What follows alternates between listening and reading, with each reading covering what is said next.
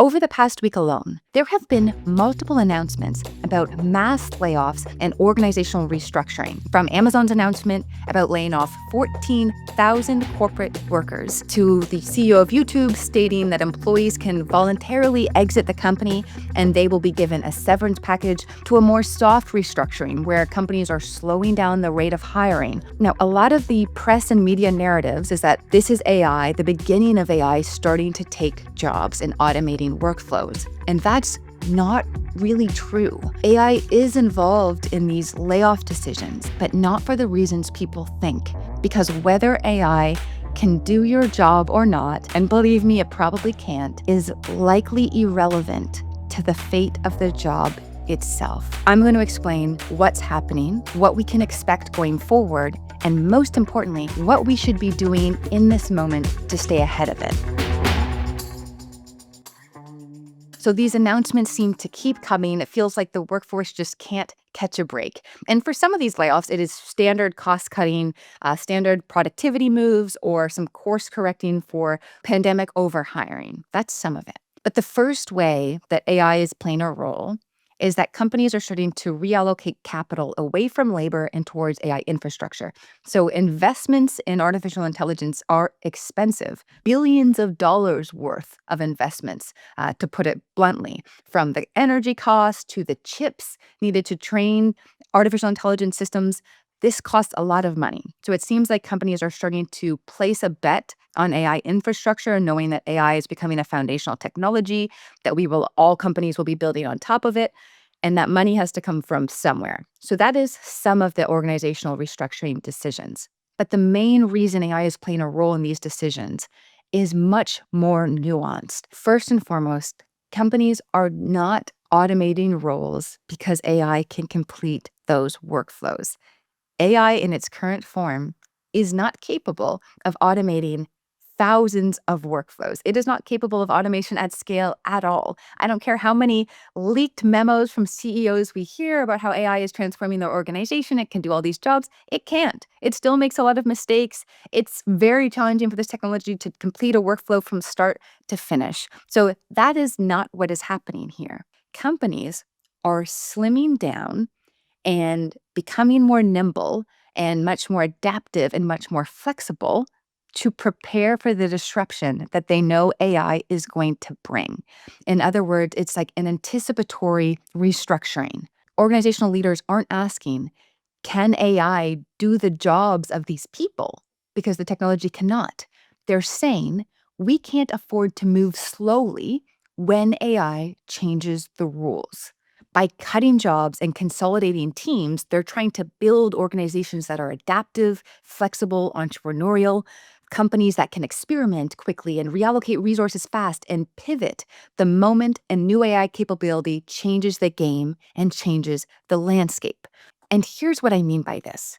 Think about all of the companies that were disrupted by the internet. And we talked about this in Ajay's episode and in Manu's episode. The companies that were leading pre-internet, almost all of them were off the top 20 list post-internet. With every new general purpose technology, like the internet and electricity and now AI, there will be winners and there will be losers. And usually that disruption comes from the horizon, the edge of the market, where big companies, it's hard for them to not only see that disruption coming, but it's hard for them to then pivot and adapt and prevent that disruption. So in a sense, companies are trying to internalize the disruption now rather than externalize that disruption or outsource it by someone else.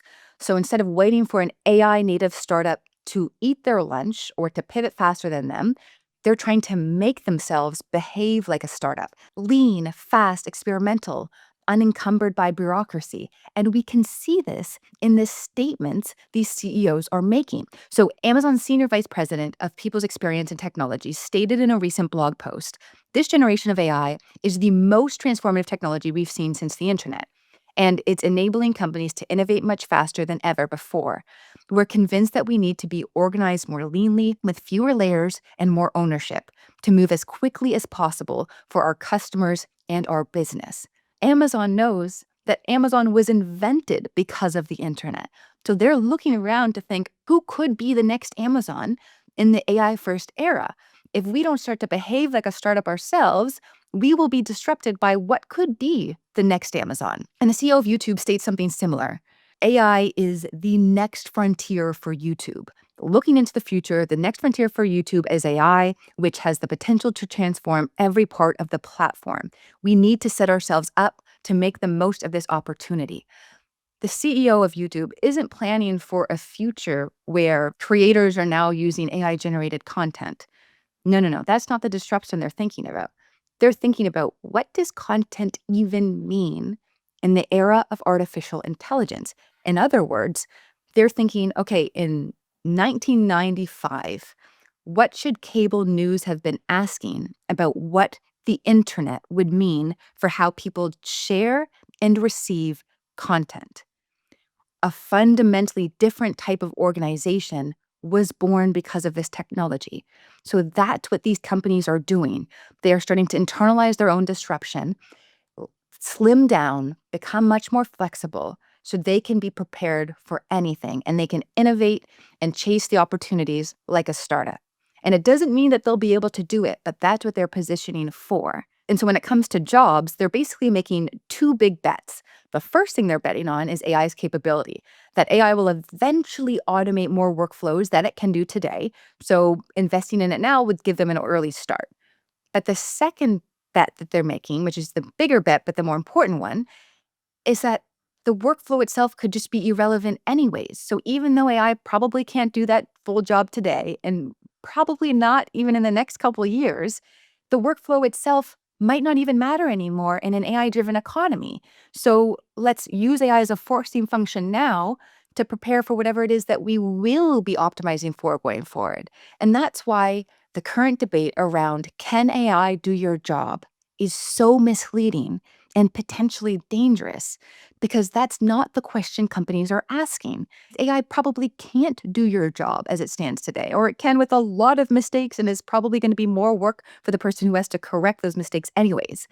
Most people are looking at AI through the lens of technical performance. It makes mistakes, it has its limitations, it struggles with basic things, and then they make the incorrect assumption that the job is safe, but that misses the strategic reality entirely.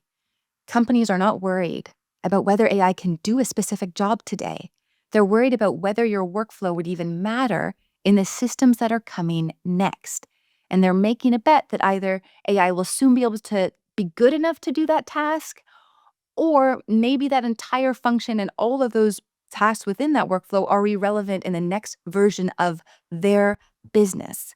So when you use AI at work and it makes mistakes, one, it could mean that maybe we're not using it properly, but it also might not even matter because the company you work for, it probably isn't optimizing around AI's current accuracy. And it's really important that we get that nuance. The same way we feel quite a bit of uncertainty about jobs going forward and the state of the workforce, companies also feel uncertain about the longevity of their organization. They are slimming down as fast as possible and getting into startup mode. So this means we're going to hear about more mass layoffs coming down the pipeline. It also means we're going to hear more incorrect critiques that companies are prematurely firing people because AI can't do those roles. But now we know that that's not what's actually going on. They don't actually care if AI can do the role. And if you do hear a CEO say that AI can do the role, then all the best to that CEO, because most leaders should know that AI isn't capable of full automation at this point in time. So what should we be doing in this moment? And that is what's most important to understand. First and foremost, you need to learn how to work with artificial intelligence and not to fear it. And I know it kind of sounds scary with all of these moves, but understanding how to work with AI, you have to consider it like understanding how to work with a computer. It's going to become the standard platform that all workflows are built on top of, that all companies are rebuilt on top of as well. So the more you can understand how to leverage this technology, the better equipped you are for your entire career, regardless of where that is and what it specifically is you're doing. But with respect to the company that you're working at today, you want to try to make yourself as indispensable and as valuable as possible. So knowing companies are positioning themselves for this AI first future, the more you understand how AI could support you in your role and the company more broadly, the bigger the asset you're going to be to the organization. But even more broadly, We need to start building all of the skills that are required to thrive in the AI first era, regardless of where we are executing and performing these skills. Skills we've talked about in a lot of the previous episodes, like judgment. What questions do you know to ask these supercomputers? Are those the best questions to ask them in the first place? Do you know how to evaluate their responses? Because that is where the future is going. We are moving towards a world where we direct AI systems and consider it like if you had 5 interns today, what would you ask them to do? Start thinking about AI in that way and how would you evaluate their work? So that's a really important judgment skill. And it's a lot harder than people think. People think you can just outsource your thinking to AI, and you can, but you will be outcompeted by doing that because AI should technically raise the bar on what we have to bring to the table because we're asking questions we couldn't ask before because now we have access to these systems. The same way a computer allowed people to look at a lot more data than they could before when they just had paper spreadsheets so they could analyze new material. AI will allow you to look at things differently. Do you know what you should be looking at as a result? So that's kind of the judgment skill and the critical thinking skill. Building communication skills, understanding how these AI systems even work. How do they make the predictions that they do? What data have they been trained on? But then some of the skills, and people call them soft skills, but I think they're actually, in some ways, harder to learn. Adaptability, flexibility, and learning how to learn. Everything we've been talking about, and especially on this podcast, involves learning to do things differently, learning how to work with these systems, learning how to pivot as roles start to adapt and as we start to move more fluidly in roles, which I'll talk about in a second. And learning is actually kind of tricky, right? Because most of us don't know, how do we learn? Where do we learn best? In what type of manner can we learn most easily? These are the types of questions we need to be asking ourselves now. And here's why learning is so vital.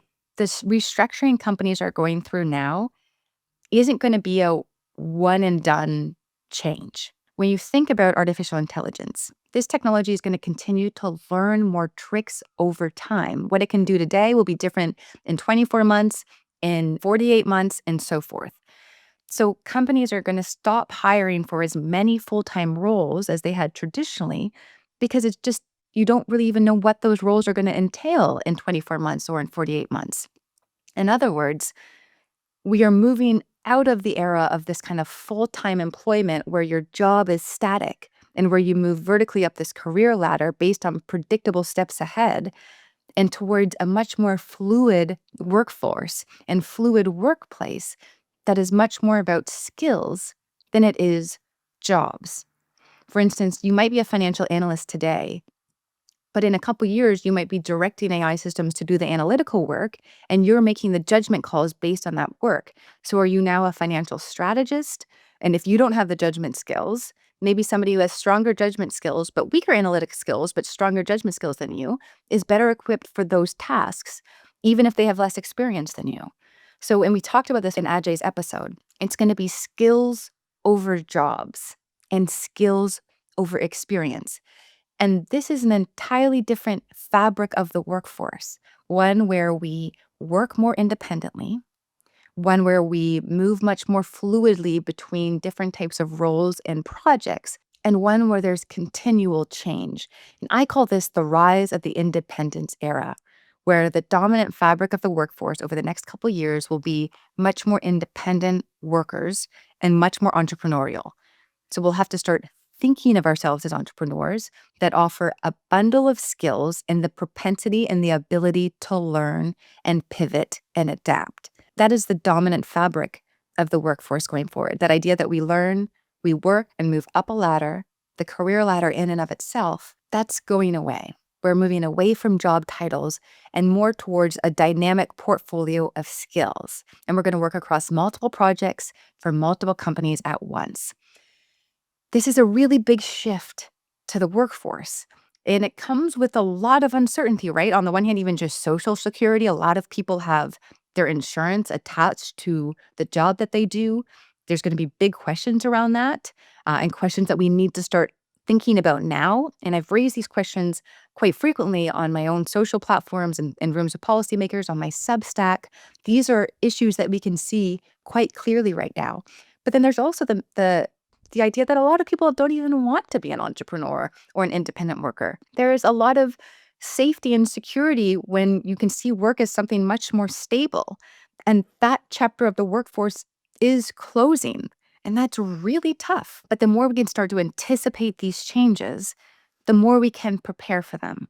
The more we can start to isolate and understand what skills do we have today, what ones should we be building. We can more easily start to think of ourselves as these mini organizations that come with a bundle of skills. So the more we confront this, the easier it's going to be. And there are a lot of people that are already opting into this independent era of work anyways. So if you are a creator, if you are a freelancer, or there's a lot of people that work 9 to 5 and then they have their side hustle or they work on a project that they love from 5 to 9 on the week or on the weekends or after work. Those types of projects and kind of different freelance opportunities, that's going to become much more commonplace. And it's possible that eventually this workforce disruption feels a lot more smooth, and the idea that we're more independent workers starts to feel like the new norm for work, but it's going to take some adjusting to get there. The same way what we do today and what we consider work today would have been completely unrecognizable to people over 100 years ago. We have to expect parts of the workforce to be entirely unrecognizable because of this technology. So, in other words, jobs are going away, but work isn't. Job titles are going away, but the skills and the value we bring isn't. We're going to continue to cover the future of work over and over on I've Got Questions. We're going to continue to track the moves companies are making, the skills that are needed, the skills that we need to be building. We're going to continue to bring on experts. I would recommend watching the AI Economist episode with Ajay Agarwal, where he talks in depth about the skills we need to build and how to build them. I would recommend watching Alexander Manu's episode, where he talks about these more philosophical changes that are coming to the workforce and how we can start to understand our identity going forward as it relates to work. I write about the future of work in the weekly newsletter on Substack, and we're going to link that newsletter below. And we want to hear your specific questions about your job, about your company, about the industry that you're in, and we'll answer them directly on the show. And you can submit these questions via our website, igqwithsineadbovell.com, and we will be navigating these dynamics with you every step of the way. So thanks so much for tuning in this week. I look forward to seeing you at the next episode. I've been studying economics of technology for about a quarter century, and I haven't observed a period where there is this pace of change. Is artificial intelligence overhyped, or are we fundamentally misunderstanding this technology? I don't think it's overhyped. I think it's very dangerous to not be using AI. Where we will overestimate is how fast that will happen.